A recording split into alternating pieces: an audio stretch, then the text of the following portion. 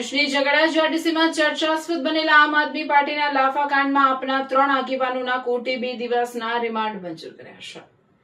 ભરૂચની ઝઘડા જીઆઈડીસીમાં ચર્ચાસ્પદ બનેલા આમ આદમી પાર્ટીના લાફાકાંડ મામલે પોલીસે વધુ કાર્યવાહી હાથ ધરી છે। ઝઘડા જીઆઈડીસી પોલીસે ભરૂચ જિલ્લા આપ પ્રમુખ પિયુષ પટેલ, જિલ્લા પંચાયત સભ્ય રજની વસાવા અને સર્જન વસાવાની ધરપકડ કરી હતી। ધરપકડ બાદ ત્રણેય આરોપીઓને ઝઘડિયા કોર્ટમાં રજૂ કરવામાં આવ્યા હતા। કેસની તપાસ માટે પોલીસે રિમાન્ડની માંગણી કરતા કોર્ટે ત્રણેય આરોપીઓના 2 દિવસના પોલીસ રિમાન્ડ મંજૂર કર્યા હતા। ઉલ્લેખનીય છે કે એપ્રિલ 2026માં ઝઘડા જીઆઈડીસીમાં આવેલી મેટ્રોપોલિટન એક્ઝિકેમ કંપનીમાં આગ લાગવાની ઘટના બાદ પોલીસ અનેક વ્યક્તિ સાથે થયેલી તકરારના મામલે ગુનો નોંધાયો હતો।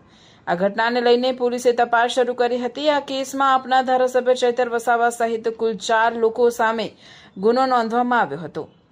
હાલ પોલીસ રિમાન્ડ દરમિયાન આરોપીઓની પૂછપરછ કરીને સમગ્ર મામલાની વધુ તપાસ કરી રહી છે।